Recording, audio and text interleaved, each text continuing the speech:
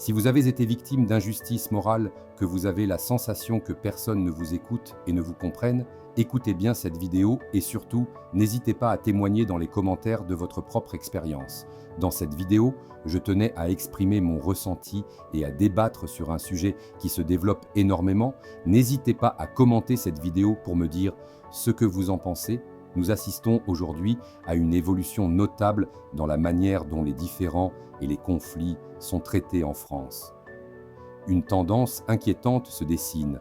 Au lieu de privilégier le dialogue et la concertation dans une atmosphère propice à la compréhension mutuelle, on observe une multiplication des procédures judiciaires qui souvent débutent sans réelle justification. Maintenant, parlons d'une approche procédurale plutôt agressive. Autrefois, lorsque des malentendus ou des incompréhensions survenaient, il était courant de s'asseoir autour d'une table pour discuter calmement, identifier les problèmes et chercher ensemble des solutions constructives. Aujourd'hui, force est de constater que certaines situations se transforment en véritables conflits, où les parties prenantes se lancent dans des batailles juridiques, souvent sans tenter un premier apaisement par le dialogue.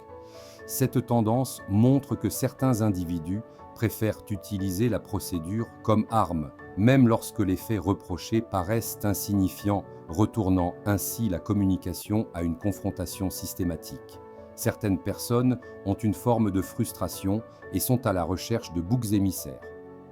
Derrière cette posture conflictuelle se cachent souvent des sentiments de frustration et d'impuissance. Pour certains, accumuler des griefs et engager des procédures est devenu un moyen de rejeter la faute sur d'autres, de détourner l'attention de leurs propres erreurs.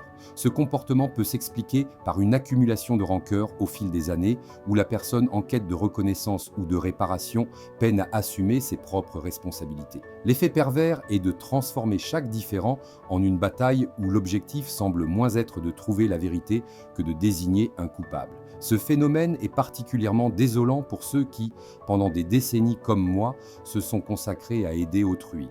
Pour ces personnes dévouées, constater que des démarches conflictuelles deviennent monnaie courante revient à voir leur engagement mis en péril par une culture de la suspicion.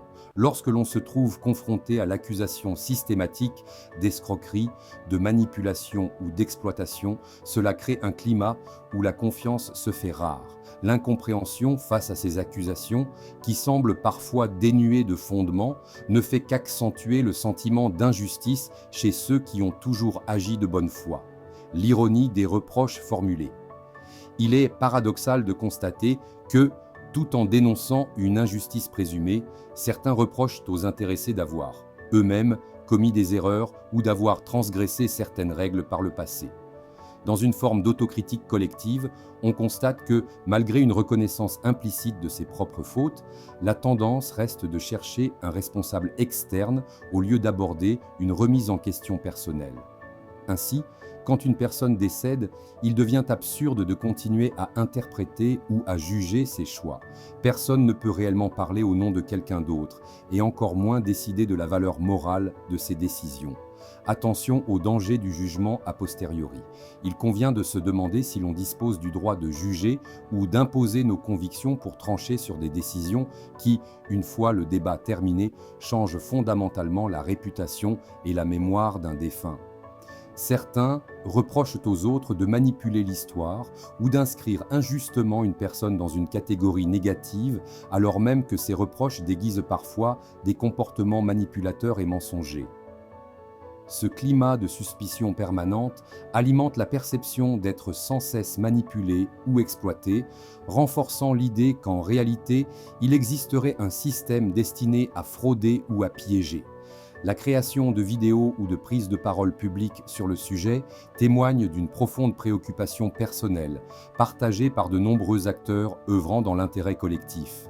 Il est important de rappeler que nul ne peut être tenu pour responsable d'actions qu'il n'a pas commises. Reconnaître ses propres erreurs relève de l'honnêteté intellectuelle, mais il est injuste d'accuser quelqu'un sans preuve tangible ou sans avoir pris le temps de constater l'ensemble des faits.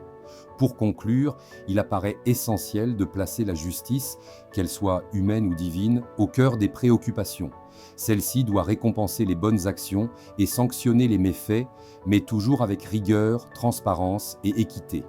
Il en va de la confiance entre les citoyens et des valeurs fondamentales qui doivent continuer à guider. La tendance actuelle à résoudre les conflits par le biais de procédures agressives et souvent injustifiées ne peut qu'aggraver les divisions et accroître la méfiance envers ceux qui, de surcroît, ont voué leur vie à aider les autres.